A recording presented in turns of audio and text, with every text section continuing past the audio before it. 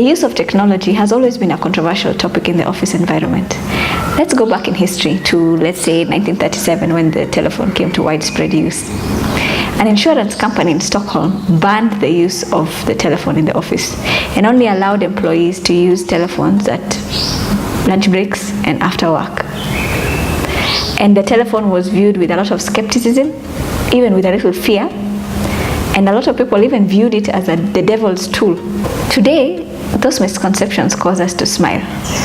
And if you look at insurance companies nowadays, there is not a single insurance company that can say it can operate without a telephone during its working hours. So the telephone has revolutionized how companies operate, in the same way that post that period, digital mediums such as the internet and social media have done. The devil's tool of the moment is now social media.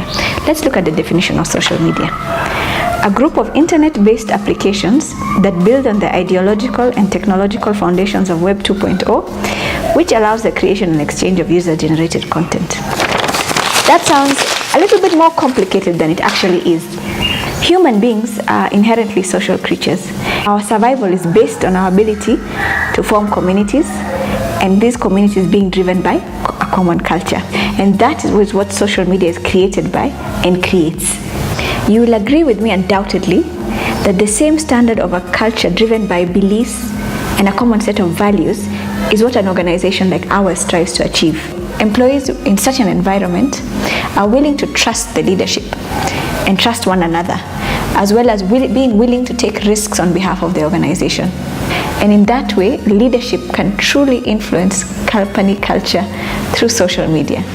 Another interesting aspect of social media is that you can share an idea with practically the whole world at a fraction of the cost of, let's say, a TV ad, in a fraction of the time. And for this reason, social media has become the perfect vehicle for creating movements and driving change through movements. Examples of the use of social media as a tool for movements are ubiquitous. Look at Tahrir Square, where Twitter was used in a movement to overthrow the existing government. Look at Black Lives Matter, which brought attention to the conflict between the police and Black Americans, which had before not really been in the limelight. Look at a less serious example of Kenyans on Twitter, which was able to get an apology from an international media agency such as CNN for an inaccurate report of calling Kenya a hotbed of terror. So borrowing from the words of TED, social media makes ideas that drive a movement contagious.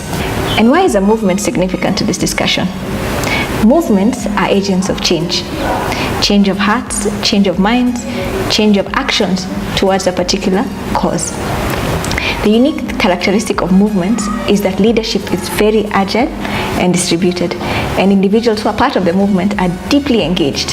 Everyone who joins a movement joins deliberately and voluntarily and is committed towards achieving that particular cause. And regardless of whatever position you have within that movement, you contribute in your own unique way towards the same goal. The ideal organization seeks to have a clear strategy, motivated staff, satisfied customers, all which lead to profit as the ultimate objective.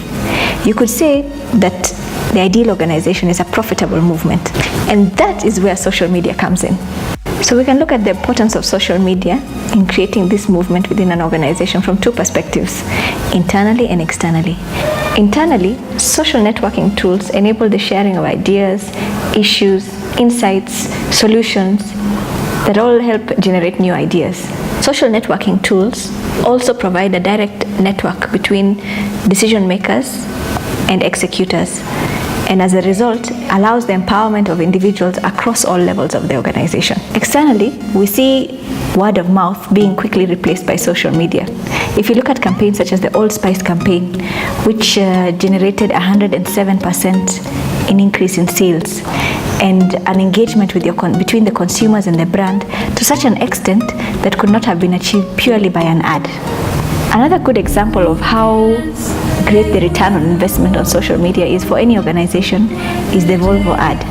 So they released an ad on YouTube, which everybody knows is a low budget, but the earned media that they received from it was to the tune of 128 million euros. That is money saved for the organization.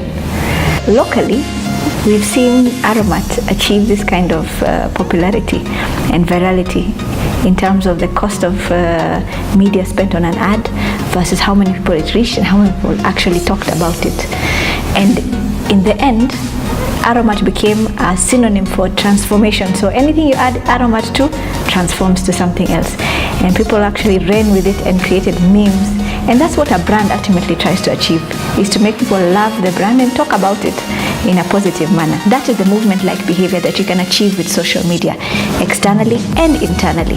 So considering the strong influence that social media has on people's behavior and savings that you get as an organization, the type of engagement you can have with consumers, I believe we should harness this power for the good of this organization.